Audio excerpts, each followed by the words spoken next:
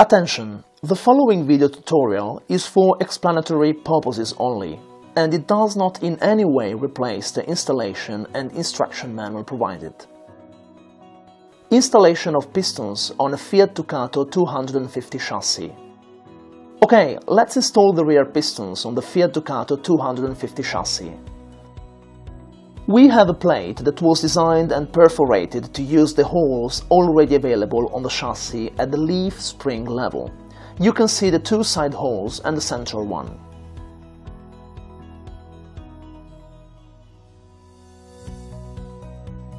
The kit comes with all bolts, including washers and self-locking nuts.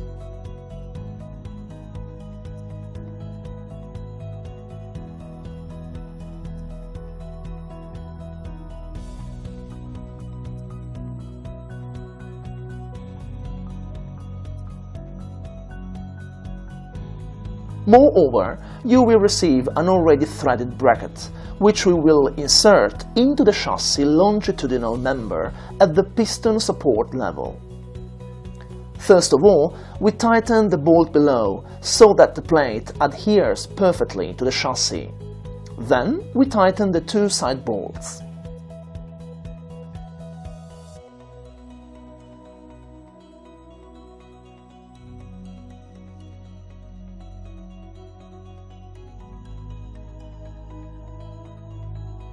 Once the bracket is in the right position and it has been properly tightened, we position the piston by fixing it with a flange adapter, already welded to the body, thanks to the bolts applied.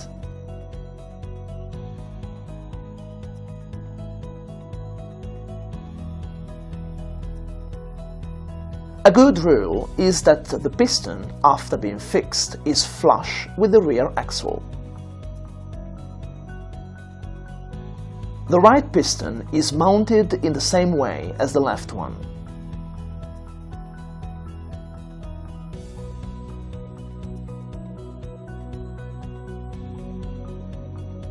Front axle. Unlike the rear pistons, for the front pistons we have two different conditions on the right and on the left. In order to fit the right bracket, we will cut a thread and drill 3 holes. Now we will position the bracket and mark the 3 holes to be drilled.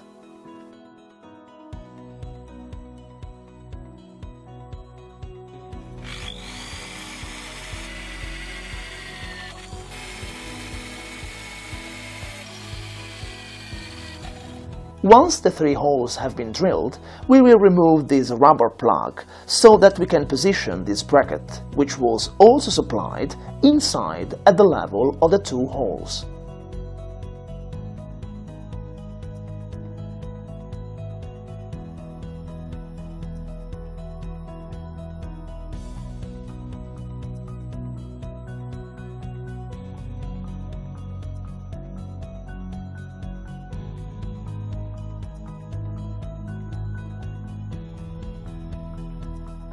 In the case of a Euro 5 engine, to mount the right piston we have to move the catalyst fasteners to the left in this way, using a lever.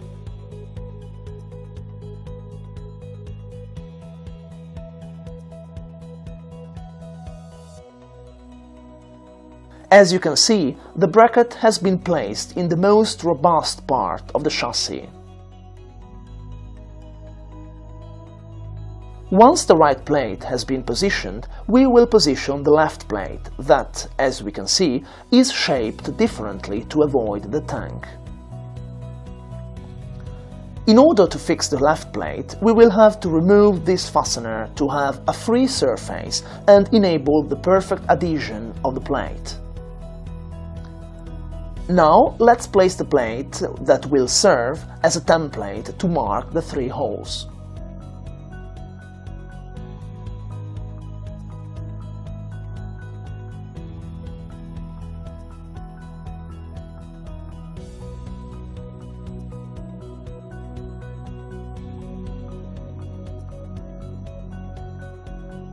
Once the 3 holes have been drilled, we will remove the rubber plug on this side as well. In the same way, we will insert, as we did on the right, the already threaded bracket that was also supplied.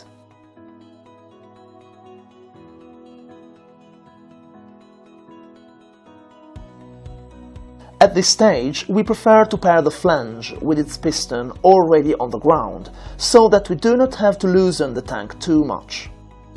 To mount the left piston, we have carried out the pre-assembly on the ground and loosened the tank just enough to fit it into the housing.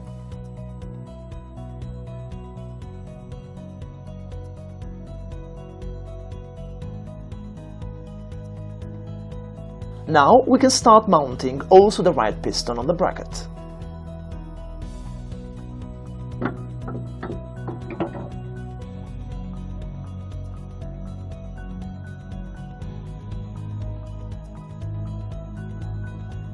In order to properly mount the pipes, we will have to follow the instruction manual carefully. Now we will mount the feed pipe on the right piston.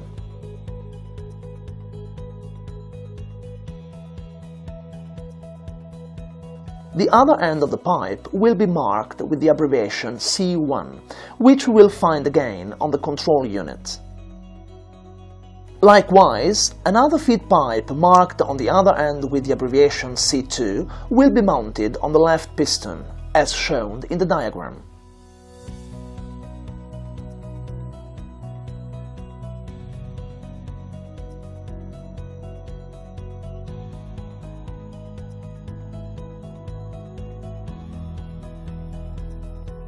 Now we will connect the return pipe from the right piston to the left one.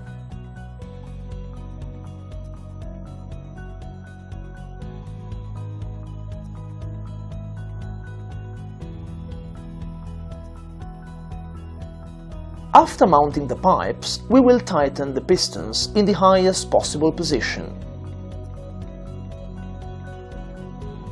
As regards the rear pistons, we will fix the C3 feed pipe to the right piston and the C4 feed pipe to the left piston. Installation of the control unit.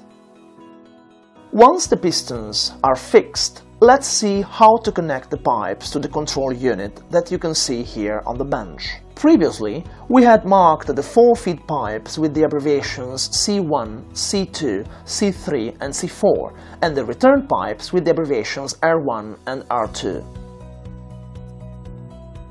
Now we will connect these pipes directly on the block, where we find the abbreviations marked at the level of the pipe connection. As far as the electrical part is concerned, we will connect the red marked cable with the protective fuse holder to the positive pole of the service battery, while the black marked cable will be connected to the negative pole of the ground at the most convenient point.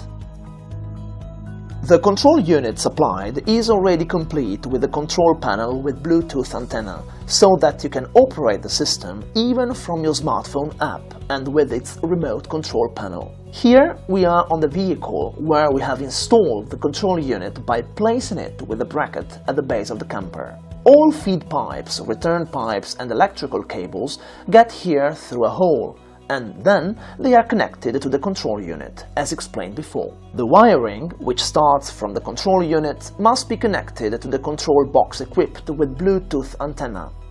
From the box, the cable reaches the control panel that we will place in the camper. In the event of a vehicle electrical problem, however, we can remove the pistons by operating the pump manually. To do this, we have to unscrew all 5 plugs of the solenoid valves, remove the spacer washers and screw the plugs tight again. At this stage, we can operate the pump manually.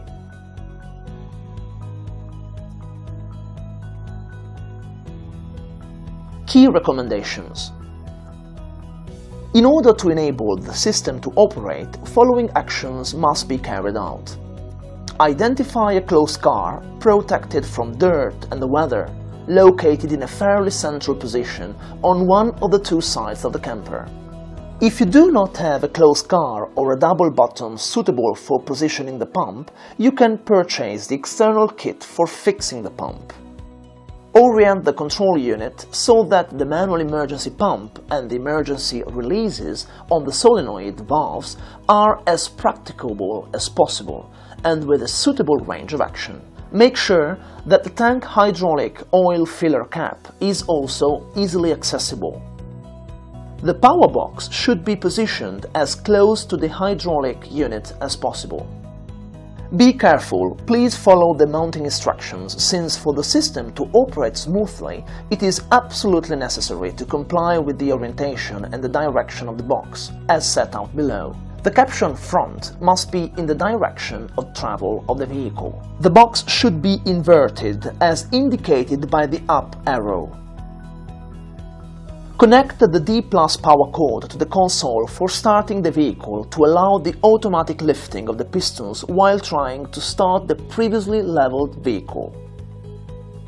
In many cases, the D+ key is located on pin 15 of the general terminal board.